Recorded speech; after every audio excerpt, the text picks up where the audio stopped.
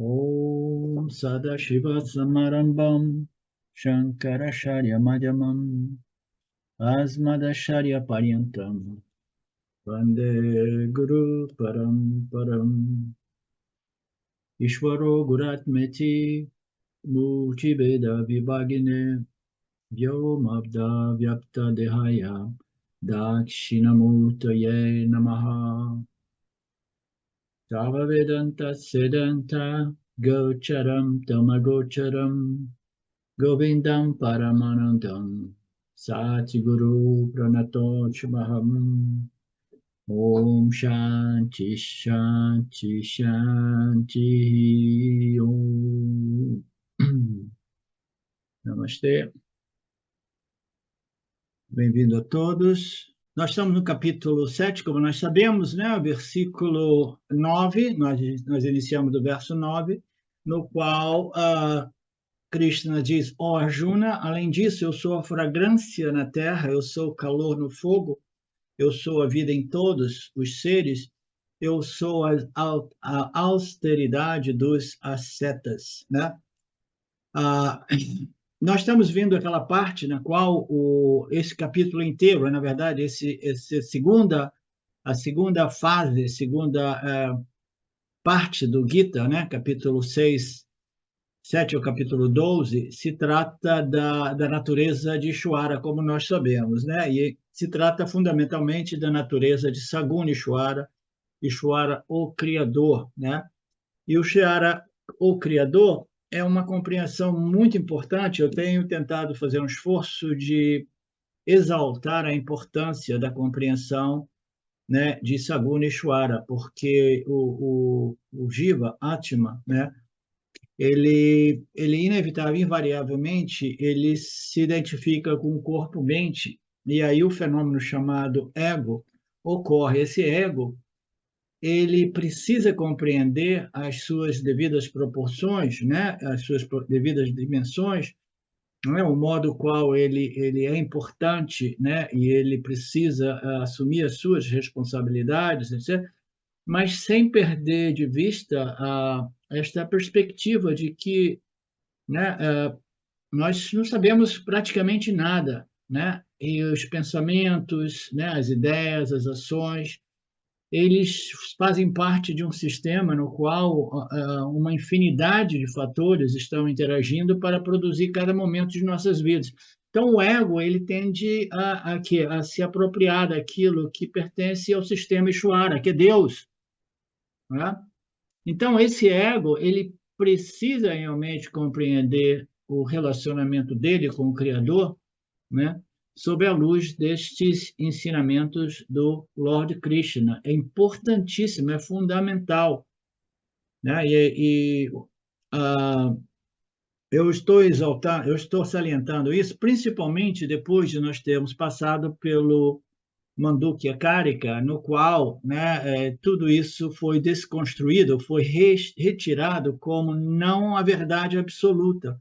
Mas nós precisamos de compreender a verdade absoluta, a verdade relativa, a verdade condicional.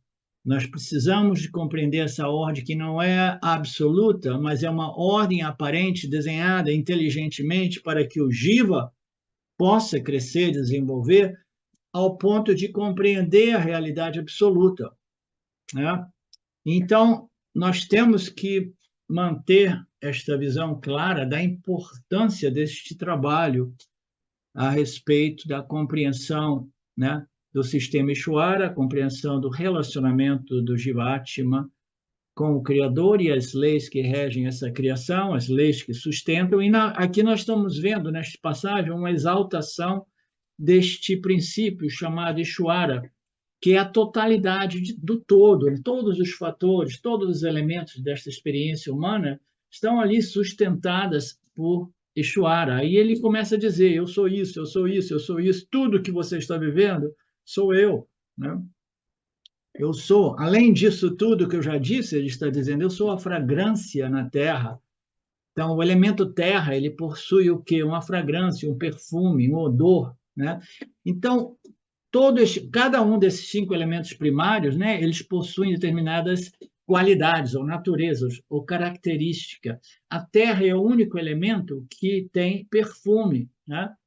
Então, os outros elementos, eles não têm fragrância, mas o elemento terra, que é o mais denso entre todos, né?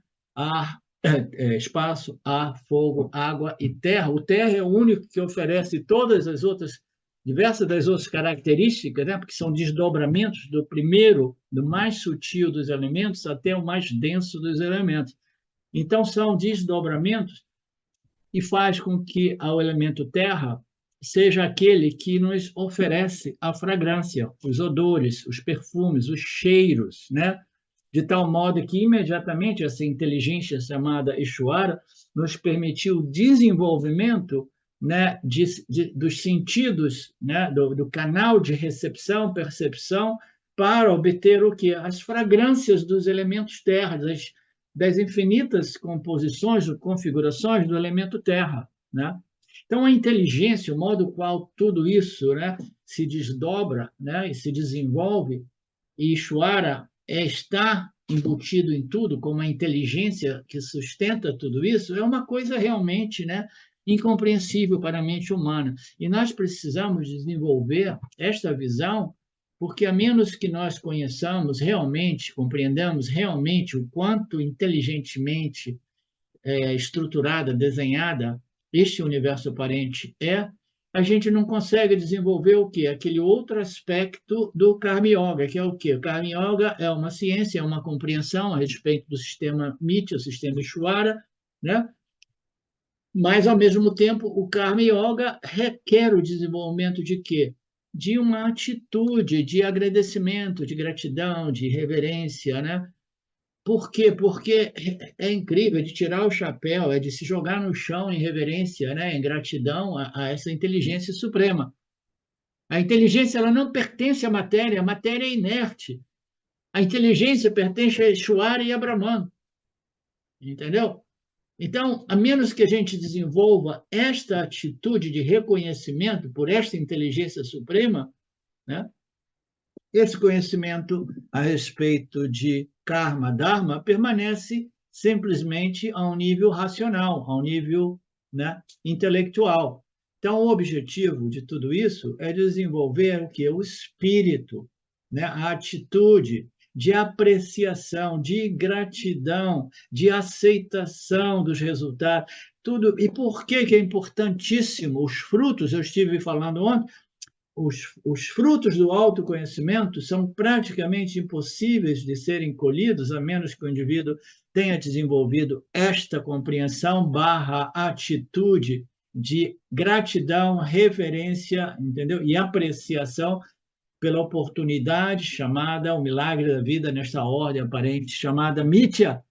Se a gente não desenvolve esta atitude, os frutos do autoconhecimento vão permanecer bichados, vão permanecer frutos, né, realmente sem nenhum sabor, sem nenhum valor, né? Então, aqui nós continuamos vendo esses versos que descrevem, né, o modo qual Saguna Ishvara permeia, pervade esta ordem aparente. Ele diz: eu sou a fragrância na terra, eu sou o calor do fogo, né? Aí é o fogo, o fogo, que é isso, cara? O fogo tem calor próprio? Não, cara. O fogo não tem calor próprio, ele tem, mas não tem.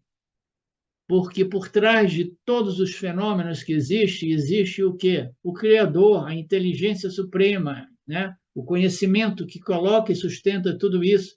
Se não fosse o Criador, no dia seguinte o fogo, de repente, né, se cansava de ser quente e dizia: eu quero ser frio.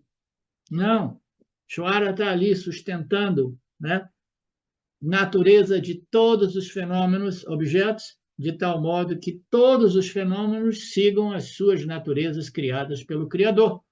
Tá? Então, o calor do fogo, eu sou a vida que faz você um ser vivo, Arjuna. Eu sou a vida em todos. Né? A gente não precisa ter nenhuma coeficiente de inteligência elevada para compreender isso, né?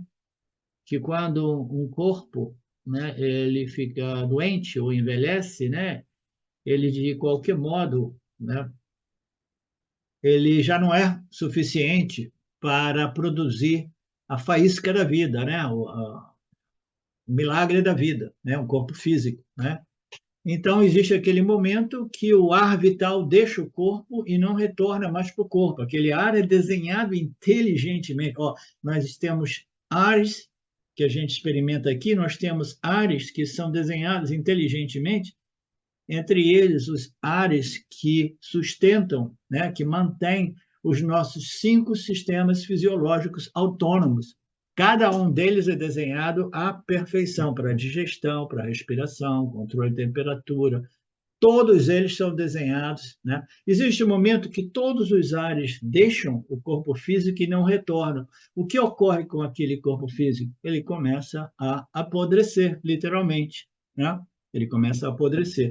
Então, eu sou a vida em todos os seres vivos, eu sou a inteligência por trás dos ares vitais desenhados inteligentemente por mim, essa inteligência suprema. Eu sou a força, a disciplina e a austeridade de todos os buscadores de moksha. Sem esta minha força, sem esta minha capacidade de inspirar e fortalecer, né? Inspirar e dar força a todos aqueles que estão em luta nesta batalha épica contra esta ignorância cósmica universal, né, que é a ignorância de Maya, imposta por Maya. Então, eu sou a austeridade, eu sou a disciplina, eu sou a força por trás de cada um de vocês do Vedanta Brasil. Então, são descrições assim maravilhosas que a gente, abrindo a mente, a gente vê. Isso não são meramente palavras, entendeu? Não são palavras vazias, não são filosofias vazias, é aquilo que nos sustenta a cada momento. Quando eu falo de Shuara, me vem emoção, porque é uma coisa incrível, é um milagre realmente, né?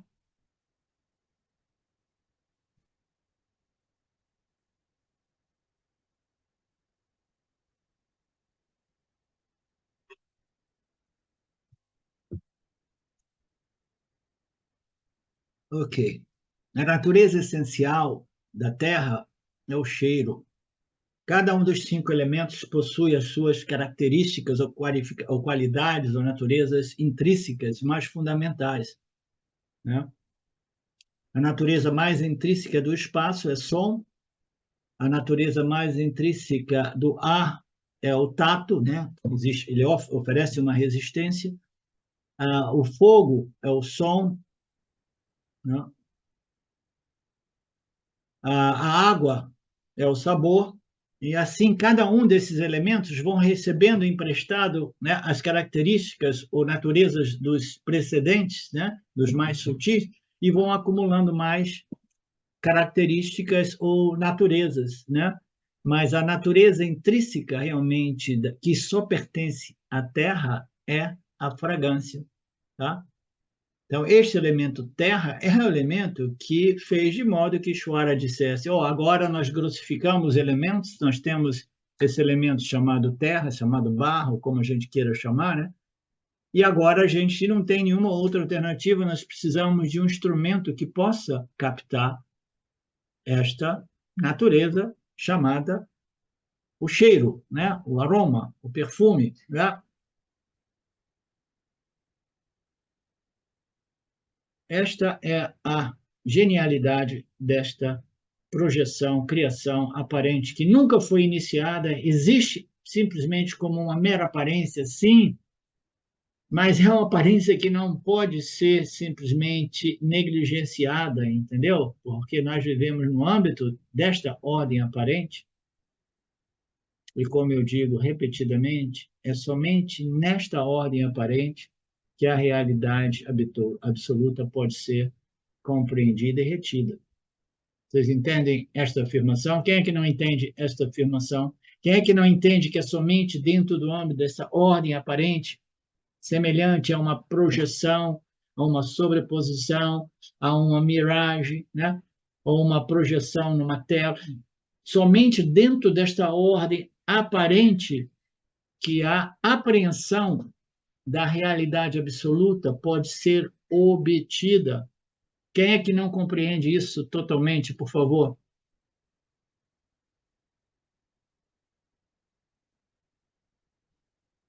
Portanto, a gente não pode esnobar essa ordem aparente, a gente não pode negligenciar esta ordem aparente. Eu falo isso porque eu conheço pessoas que não vêm para as aulas do Gita porque eles se acham, né, estudantes avançados, tá? Não, se o estudante que se acha avançado não desenvolveu ainda esta visão e esse espírito, esta emoção devocional de apreciação, de reverência para com esta ordem aparente, ele está se enganando. Ele está se enganando.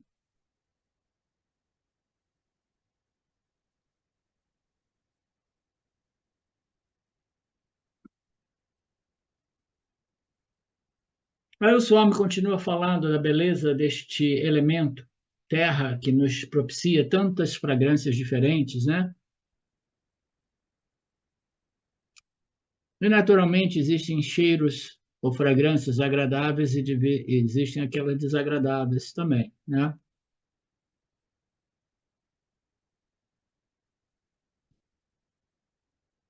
As nossas atividades humanas, naturalmente, implicam num determinado nível de poluição, é inevitável, né? É inevitável. E isso acaba, né, produzindo fragrâncias desagradáveis também, mas não precisa nem de poluir, não poluir, né? Nós sabemos que tudo que a gente ingere tem que sair por um lugar, e quando sai, sai com uma fragrância desagradável mesmo, né? Então, é parte dos pares dualistas, né, de dualidade, aquilo que é agradável e desagradável, os prazeres e dores, né, os cheiros bons e os cheiros ruins, digamos assim, né? Os grandes perfumes e os grandes mau cheiros, né? Aí o Swami fala de uma coisa muito legal, que as cidades nos dias de hoje quase não têm mais o elemento terra expostos, né? Porque está tudo concretado, asfaltado, né, etc. A gente não tem mais a experiência derivada do cheiro que vem quando a chuva, a primeira chuva ou a chuva depois de uma seca, bum, ela bate naquela terra, aí aquelas fragrâncias da terra vêm assim, é um cheiro maravilhoso, né? Eu lembro muito bem. Então, tudo isso, né? A fragrância da terra.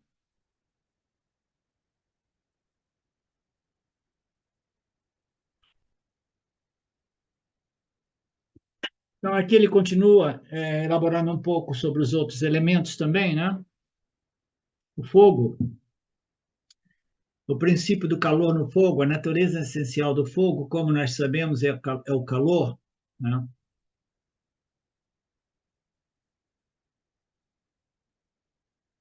Este calor pode ser transferido para outros elementos, como nós sabemos, né? Pode ser transferido para a panela de barro, para a água que está lá dentro, para os vegetais que estão sendo cozidos, né?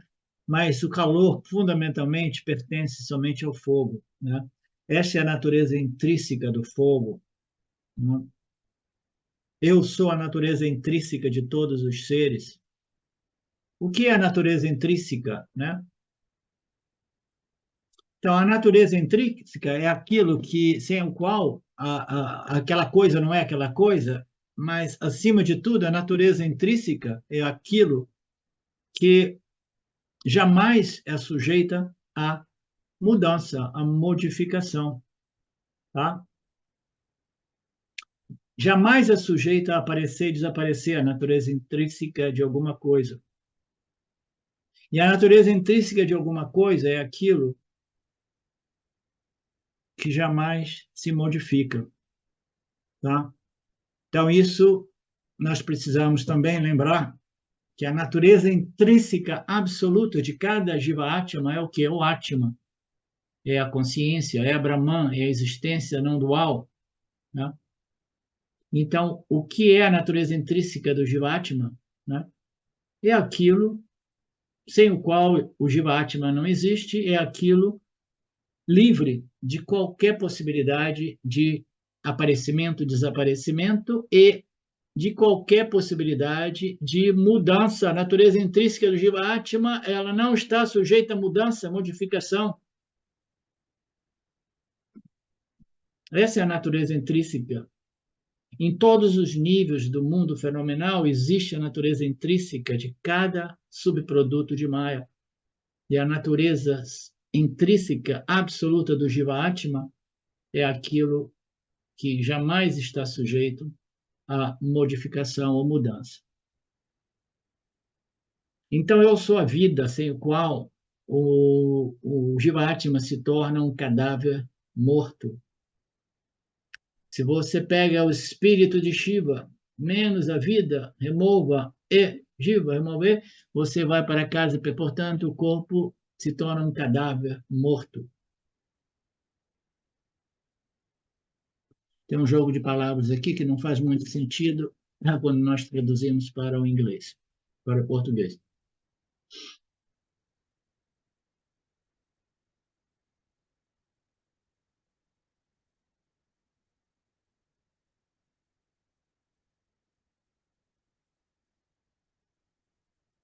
Que o Swami fala para a questão a questão do vegetarianismo, né? Ele diz, né, que Ishvara, Deus, o Criador, ele está em todos os seres vivos, como diz esse verso, né? Eu sou a vida em todos os seres vivos, né? Então, aqui ele aborda um pouco a questão da dieta, das nossas dietas, né? Porque o ser humano, ele aprendeu que para sobreviver, né, ele precisa de fazer tal qual os outros seres vivos fazem, eles têm que caçar para comer, né? Então, esta é a compreensão, né, mais primária do humanoide no início, né, da sua evolução neste planeta, né? E como nós sabemos, na cultura védica hindu, né, o vegetarianismo ele é exaltado como por questões éticas, né? Se você já não precisa mais sacrificar outros animais porque você aprendeu a cultivar, né? Para quê? E qual é a diferença de você comer um ser vivo como um tomate e um ser vivo como uma galinha? Né? Qual é a diferença? Aí o Swami Dayananda nos dá uma dica. Seja ela convincente ou não, né, existe um princípio de não violência, porque quando você come um ser vivo que tem mobilidade, né, que tem animação, é claro e evidente que ele vai lutar, né, lutar de modo total, né? Ele vai lutar até a morte para preservar a sua existência. Então, é uma indicação que realmente, né, nenhum ser vivo gosta de ser sacrificado para o consumo do outro. Mas ainda assim a gente vê a onça comendo outros bichos, né? O tigre também comendo, é um come-come danado, os peixes grandes comendo os peixes pequenos. É um tema meio delicado esse, né? Vocês talvez concordem também. É delicado, porque a vida ela se nutre da vida, porque no final das contas tudo é, né, Ishvara. Nada se perde, nada se cria, tudo vai se transformando. Mas aqui o Swami, né, como um bom hindu, ele diz assim: o pessoal que diz que os outros seres servem o propósito de me alimentar, essa é uma filosofia conveniente. Por quê? Porque nós somos vegetarianos, nós acreditamos que basta comer grãos e vegetais, né? Legumes. Essa história de que os animais não têm alma, que a planta não tem alma, não, todos têm alma, todo o ser vivo é um jiva, né? E todos esses seres sencientes, que também no reino, né, vegetal, todos eles são seres sencientes, eles possuem uma alma, segundo as nossas escrituras, né? E aí, né, como é que a gente faz para se alimentar? A gente não vai arrancar as plantas, a gente não vai tirar o tomate, né? Então, isso chega a um ponto, né, que além realmente de qualquer compreensão ou filosofia ética, moral, né? Porque no final das contas, todos os seres se nutrem de outros seres, sejam eles do reino animal ou vegetal, né? Então, isso é um ponto que cabe a cada um de nós, né? Estabelecer o que é ético, o que é moral, o que é justo para mim, né? O Swami Dayananda, ele costumava dizer que tudo bem, os homens e as mulheres são seres, né, que viveram, evoluíram comendo carne de caça, né? Etc, etc. Mas no dia de hoje talvez não seja mais necessário, ele diz, né? Nós aprendemos a viver sem consumir carne animal, né? Mas se vocês querem realmente consumir carne animal, então vocês podem ir caçar. Mas quando você for caçar, não tragam as suas armas sofisticadas. Se você quiser comer um animal, você tem que correr, pegar e matar ele antes que eles te matem. Aí sim é uma caça justa, dhármica, né?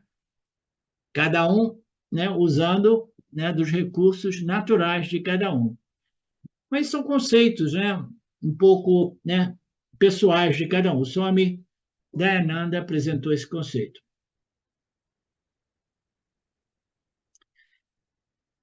Bhagwan criou todos esses seres vivos, plantas, etc. Para qual finalidade? Para o nosso consumo. E se querem proteger os animais, as plantas, não é por respeito à vida, mas pelo nosso consumo, considerando que o hinduísmo se refere à proteção ecológica, porque toda planta tem princípio de vida, é um ser vivo, Atma Tattvam, né? A natureza do ser está lá, portanto, respeita todos os seres vivos, né? Aquele Jivanam, a natureza do jiva, né? Do ser vivo, do ser senciente. Eu estou em cada ser vivo, o Lord Krishna 6, se referindo a Ishvara. Né? Entre os seres humanos, há alguns que são mais evoluídos, diz o Swami Paramartananda. No verso anterior, ele falou sobre os seres humanos em geral. Eles também correram assim comuns, mas existem alguns seres evoluídos. Esses correram precisa ser revisto, porque não é exatamente isso que ele está querendo dizer. Significa o ser humano em geral.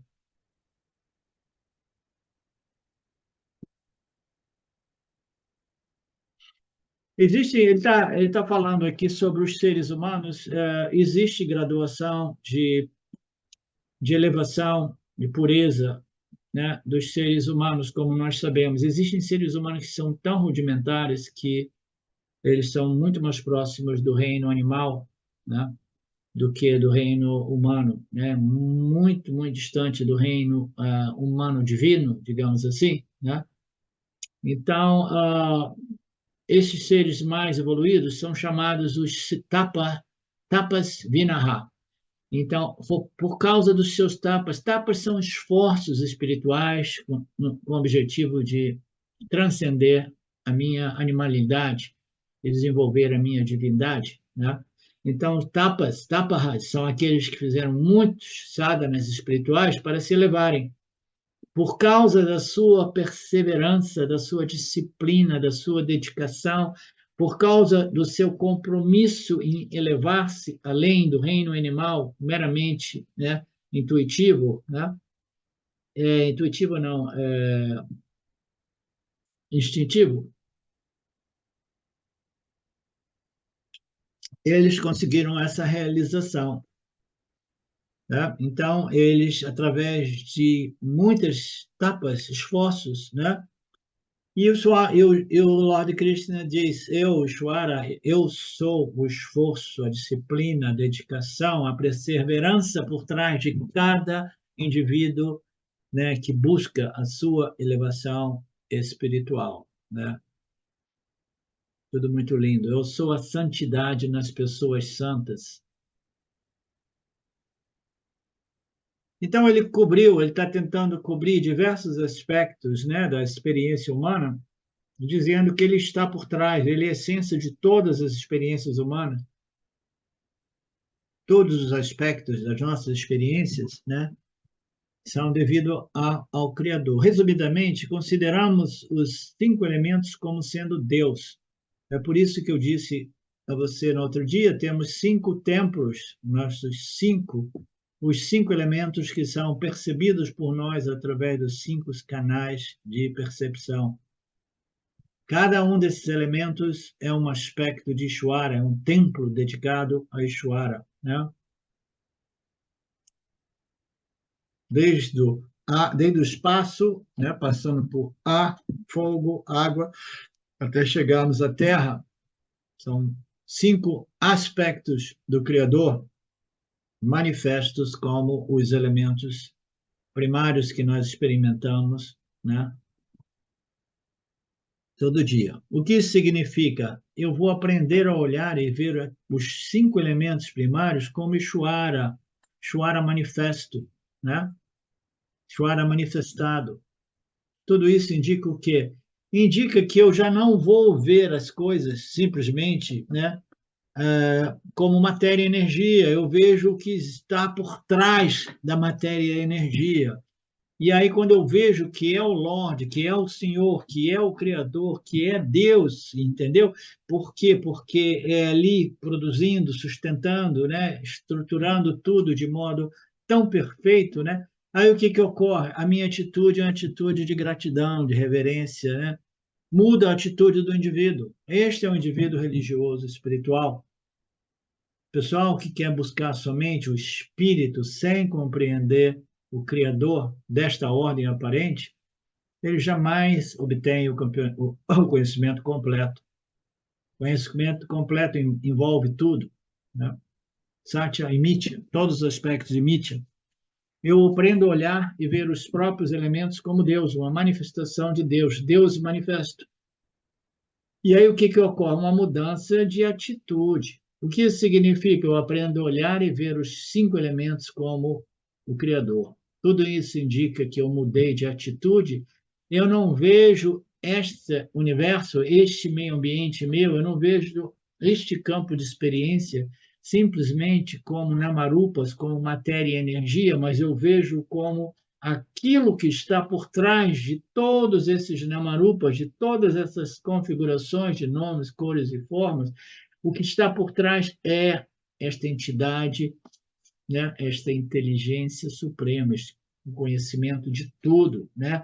Então é uma visão védica, vedântica, que você começa a ver através do mais tangível, através do mais denso, e você vai entrando nos campos sutis, não para ver energias de locas, não, você está vendo a essência de todas as locas, a inteligência que sustenta todas as dimensões.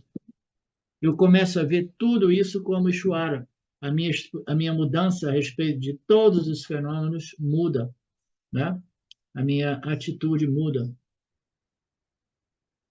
Mudança de atitude é absolutamente indispensável se nós quisermos colher os frutos do autoconhecimento. Se a gente não compreende essa ordem aparente, não compreende Ishvara, não desenvolve uma atitude de gratidão que nos permite parar de reclamar de Ishvara, parar de reclamar da vida, tá? A gente, mesmo que a gente, no momento de sacação, a gente compreenda um pouco, né, intelectualmente, que eu sou Brahman, aquilo não vai fazer diferença nenhuma na vida do indivíduo, porque a mudança de atitudes precisa ocorrer dentro do âmbito Mitya, dentro do contexto do relacionamento entre o Criador e a criatura. Mudança de atitude é a chave. Vocês compreendem? Você compreende, Marcelo?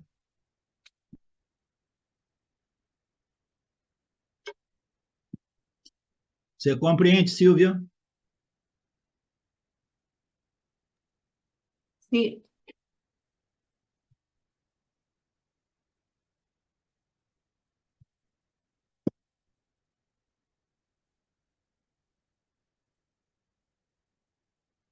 O verso 10. Ó Arjuna, saiba que eu sou a semente eterna de todos os seres. Eu sou a inteligência dos inteligentes. Eu sou a ousadia dos ousados. Né? Ele continua naquela mesma batida, né? Eu sou a semente eterna, olha que bonita, a semente eterna deste universo, a semente eterna de todos os seres. Eu sou a inteligência de tudo, né? Compressa, comprimida, né? Como uma semente causal deste universo, macrocosmicamente retida, tudo é contido em mim. este puro Sattvaguna que contém o conhecimento de todas as ordens, todas as dimensões, de todos os tempos. Eu sou essa semente eterna. Eu sou Sattvaguna, a inteligência suprema que é concedida aos meus jivas humanos, permitindo a eles uma experiência de inteligência. E eu sou a ousadia dos ousados. Existe ousadia maior do que a ousadia de tentar remover os efeitos deste poder de Maya, que é a ignorância cósmica a respeito da real natureza do eu? Existe ousadia maior do que essa, Marcelo? Desafiar o poderoso Maya, cara. Tá? Eu sou a ousadia que permite a vocês ousarem em todos os campos de ousadia, né? De desafiarem os limites impostos por uma cultura totalmente fundada na ignorância espiritual, como revelada pelos Vedas.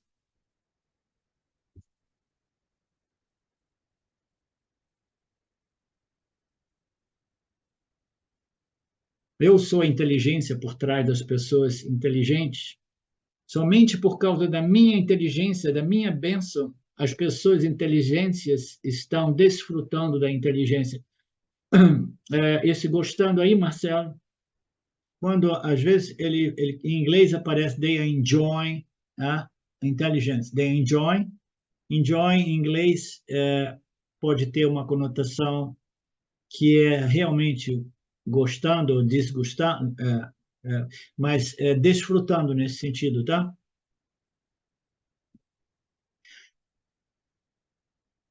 Por causa da minha bênção, as pessoas inteligentes estão desfrutando da inteligência. E da mesma forma, eu sou a ousadia que permite a vós, né, desafiar o poderoso Maya. A ousadia, o Swami Paramahansa apresenta, representada pela capacidade, perseverança, né, do indivíduo em superar os obstáculos, né? Os obstáculos entre a sua natureza meramente animal e a sua natureza divina. Existe uma infinidade de obstáculos neste processo de elevação, ou de conversão, ou de transformação. Eu sou essa ousadia. Isso se chama ousadia. Qualquer coisa que vem e que te eleva, uma força poderosa que vai te tirando lá de baixo e vai te levantando, levantando, levantando. Eu estou por trás desta força que te compele a se superar. São passagens lindas, maravilhosas. Quando eu olho para tudo isso, eu vejo a minha vida, eu vejo o meu processo. Essa força por baixo, por detrás, né, de qualquer modo, incompreensivelmente, né, tentando me levantar, tentando me elevar.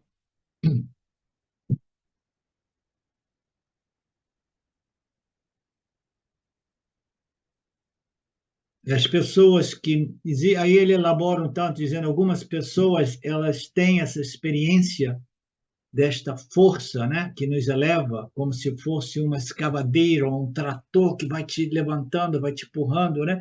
Existem pessoas que têm menos disso, né? Então as pessoas mais fracas, elas não são fracas por acaso, elas qualquer obstáculo irá paralisar essas pessoas e elas se entregam. Então, a perseverança, a determinação, a ousadia não está tão presente. Por quê? Karma. São pessoas que, fundamentalmente, não cultivaram e desenvolveram esta ousadia de crescer, né, Camel? É a ousadia de passar por todos os obstáculos sem atalhos, simplesmente, né, vencendo batalhas e mais batalhas e crescer gradualmente, porque não existe atalho no processo de crescimento espiritual, né? Então, que eu seja, né, abençoado por esta força chamada a ousadia, que seja chamada de ousadia ou de inspiração ou determinação ou disciplina, né? é algo que me compele a me superar sempre, sempre, sempre, sempre, que me empurra para cima.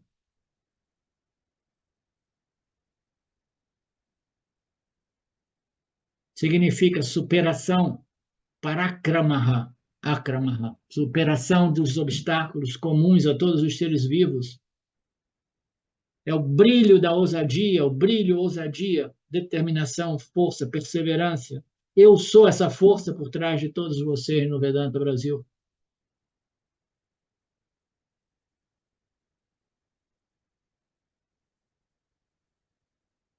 A natureza essencial de tudo é Ishvara. Se tivermos algumas dessas virtudes que inerentemente se originam de Ishvara, como essa perseverança, essa ousadia, essa inteligência, austeridade, se nós tivermos essas virtudes que são inerentes a esta inteligência suprema, né? Se elas estiverem comigo, eu devo lembrar que elas pertencem ao Criador e o Criador me abençoa. Por quê? Por causa dos meus esforços em nascimentos anteriores e neste nascimento. Então, esse sistema meritocrata simplesmente me abençoa com mais e mais dessas virtudes que fundamentalmente pertencem ao Criador.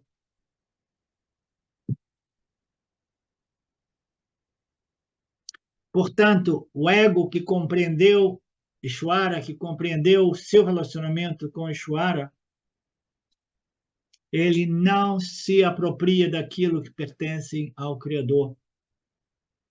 Ele não assume o crédito dizendo que eu sou o cara, eu fiz, eu faço, pá, olha como é que eu sou isso e aquilo. Um ego realmente sábio é um ego genuinamente humilde. Ele se resolveu muito bem em Saguna Ishvara, sabendo que tudo é essa inteligência suprema que projeta e sustenta essa ordem aparente. O crédito jamais é meu, é tudo Ishvara, e isso não é uma palavrinha da boca para fora, é tudo o movimento desse sistema Ishvara. Naturalmente, as minhas ações, os meus esforços, as minhas sadhanas, as minhas disciplinas são fundamentais para que eu seja abençoado por essa inteligência suprema. Mas o ego que foi realmente elevado através deste conhecimento espiritual, ele vai perdendo a vaidade, vai perdendo a arrogância e vai se tornando um ego genuinamente humilde. A humildade nascida desse conhecimento espiritual permanece. Mas se vocês não tiverem a compreensão, não tiverem o entendimento e não tiverem uma atitude derivada deste conhecimento, a humildade será apenas um teatro, uma farsa, um espetáculo para os outros verem. É tão difícil encontrar uma pessoa genuinamente humilde que não precisa de se conter para suprimir a sua vaidade e arrogância, se torna natural a humildade. É muito raro. Essas pessoas são falsos humildes. Por fora, elas parecem ser humildes, mas por dentro, elas são vaidosas e arrogantes. A verdadeira humildade virá somente quando todo este conhecimento espiritual a respeito do relacionamento entre Jivatma e Ishvara, o Criador, Saguna Ishvara, esta humildade se estabelecerá somente quando todos os ensinamentos forem devidamente compreendidos e frutifiquem com uma atitude de reverência e gratidão pela oportunidade. E é por isso que em Kenopanishad nós tivemos uma história linda, que os devas, as divindades, obtiveram uma vitória sobre os asuras, os demônios, né? As entidades demoníacas. Até eles se tornaram arrogantes, as divindades, porque eles venceram finalmente os asuras. Eles pensaram, agora nós alcançamos, nós conseguimos essa vitória final contra as forças do mal. e vocês sabem o resto da história, né? Ishvara veio na forma de um misterioso espírito da natureza, o misterioso espírito chamado a divindade fogo vem e ele queima tudo. Queima tudo porque ele precisava queimar a arrogância desses devis. E no queimar a arrogância dos devis, ele queimou tudo. Eu, com meu calor infinito, eu posso aumentar a temperatura e simplesmente exterminar tudo. O bom e o mal, ambos de mão dadas, em determinadas circunstâncias eu venho e eu devoro tudo, queimo tudo. Porque eu sou o quê? Eu sou o fogo, a essência por trás do fogo, o poder de queimar e destruir do fogo. Esta é a minha glória. Reconheça a minha glória e aceite-a. Aí ele fala sobre a divindade do ar.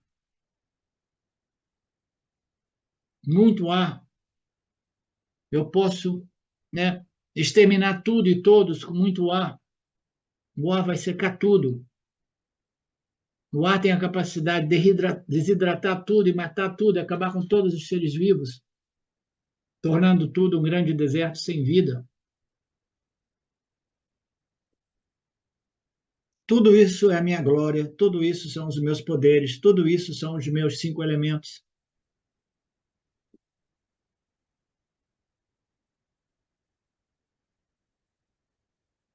Tudo isso para mostrar que a natureza essencial de tudo sou eu, o Criador. Portanto, se você tiver um diploma superior, se você tiver um bom emprego, se tiver alguns sucessos na vida física, material, saiba que a glória é somente minha.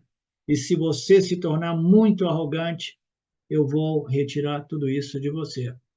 Eu vou te secar, vou te se queimar, vou te devorar, seja nesta encarnação ou na próxima.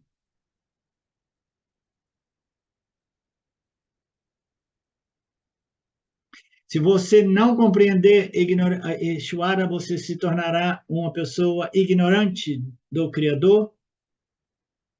Compreender Ishvara lhe dará humildade. A ignorância a respeito do seu Criador levará à sua arrogância e à sua vaidade. Quando eu vejo a glória de Ishvara em qualquer coisa, qualquer pessoa, eu nunca fico com medo ou com ciúme daquela pessoa, porque eu vejo Ishvara em tudo e em todos, essa inteligência suprema concedendo o karma, né, de cada indivíduo, desenhado como uma oportunidade para que possamos crescer.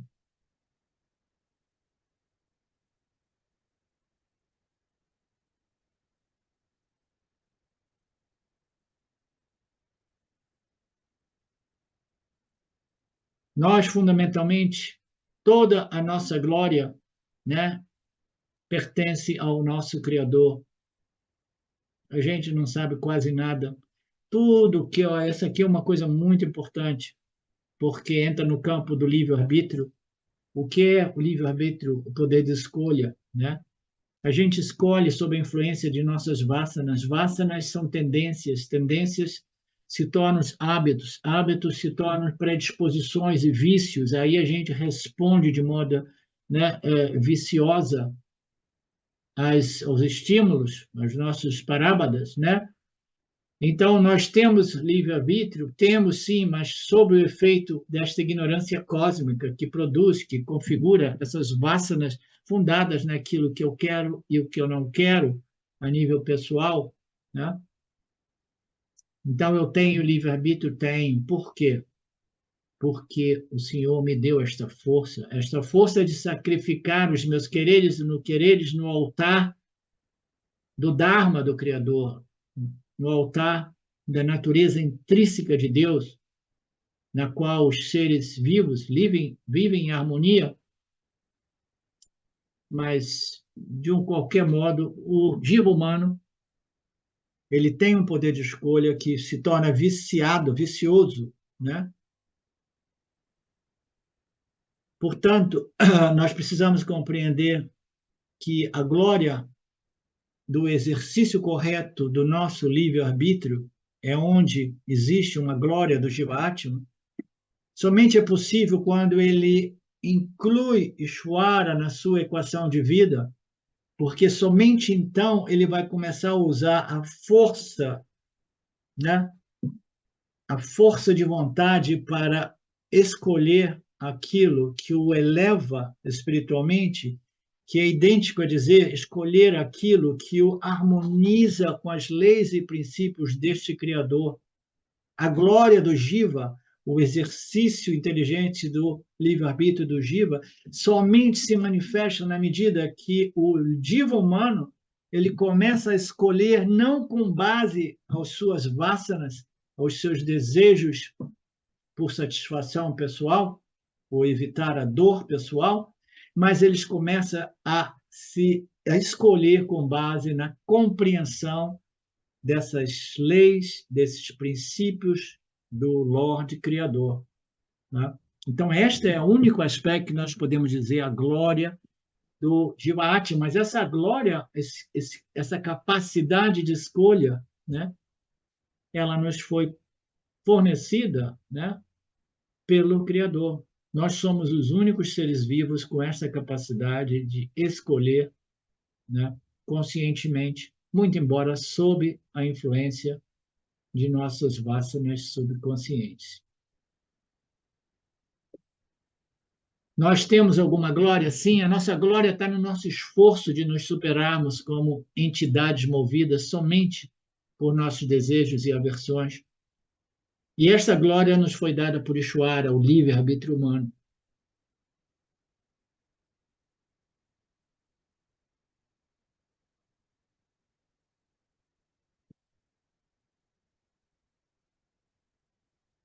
Aonde quer que eu encontre a glória, eu sei que essa glória fundamentalmente pertence ao Senhor.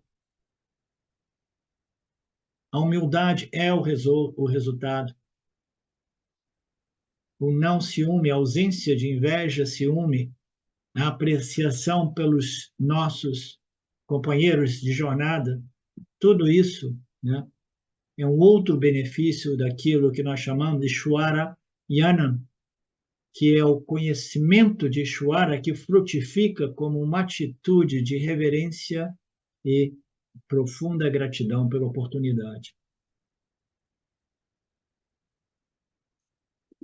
Om Purnamada Purnamidam Purnamudachyate Purnasya Purnamadaya Purnameva Vashishate Om Shanti Shanti Shanti Om. Namastê. Olá, queria trazer aqui para vocês o quanto eu tenho me beneficiado dos ensinamentos do Vedanta. Esses ensinamentos do Vedanta, eles mudaram a minha vida, o meu estilo de vida, né?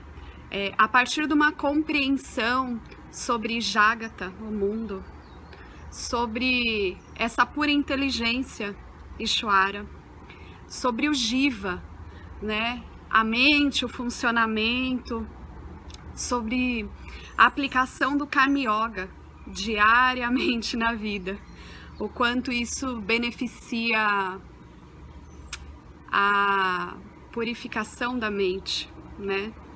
Para poder daí acessar aquilo que é mais valioso.